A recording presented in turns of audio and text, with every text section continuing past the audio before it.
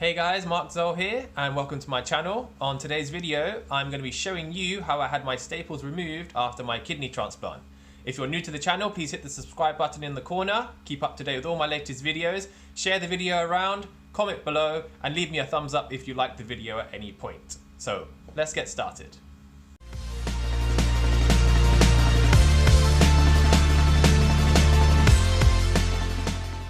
It's been 1 month now since my surgery. I had my kidney transplant on the 10th of December, and after my transplant, my surgeon chose to use staples to connect my wound together.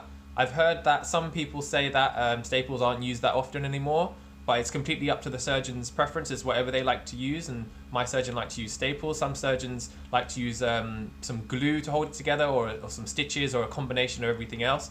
My surgeon chose to use staples, and as a result I have to have my staples removed.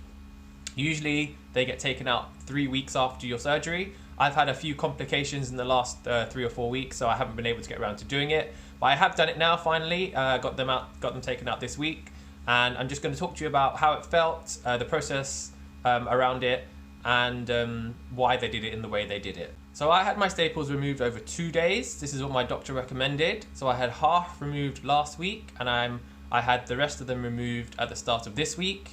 I'm not sure why they recommend this. Maybe it's just because they don't want you sitting there whilst they remove 30 staples in one go, or if there's any other benefits, I'm not sure, but that's what I had done to me.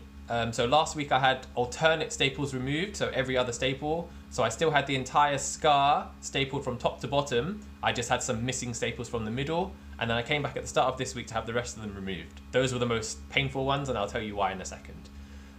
So let me just go through the process now of what happened when they were removing the staples, and I'll put a video up for you guys to see. To begin with, the nurse wanted to make sure that everything was nice and clean and everything was nice and sterile, so she could remove the staples in the safest way possible. So she washed her hands a few times and put her gloves on and had all her equipment ready to go. She then used an antiseptic wipe just to wipe my wound for me, so wiping in between the staples, getting rid of the scabs that had formed, washing any debris that was there. She then used some sterile water, again just to soak into the wound, make sure everything was nice and clean before she removed any of the staples. So once the site is nice and clean and everything's ready to go, she grabbed her stapler remover. So the stapler remover has these 2 teeth on it. It's got 1 tooth at the top, 1 tooth at the bottom, very, very sharp. And what she does is she places the bottom tooth underneath the staple, in between the skin and the staple, and the other tooth on top of the staple, and she just gently pushes down on the staple, and what that does is it causes the staple legs just to peel out slightly, and it just raises it above your skin. It doesn't come out completely, because then she just has to gently pull it out from the scabs that the staples have caused. And that's where it's the most painful. Pressing down on the staple wasn't that painful. It's when she just has to pull the rest of the staple legs out of your skin, especially because it's scabbed over from where the staple legs have been inside your skin. That bit can be a bit sore. It wasn't sore all over the scar though. I thought it was gonna be really, really painful. It wasn't that painful. If anything, it was a bit of a stinging sensation. And there were different parts of the scar where it hurt more than others. So on the bend, the staples were a lot deeper than they were on the straight, on the top and the bottom of the scar. So the bendy part of the scar was really painful when she was pulling out the staples. And for some reason, the top site of the scar was also extremely painful. They had actually put 2 staples there overlapping each other. They must have had a reason for it, but that hurt the most when they were removing it. So the top site hurt the most, and the curve hurt the most, but everything else in between that was absolutely fine. You could just feel a little tug as they pulled out the staples. So in terms of pain, I wasn't in that much pain, which is good because I was told that it was going to be extremely painful, but it definitely was sore when she was pulling out the odd staple here and there.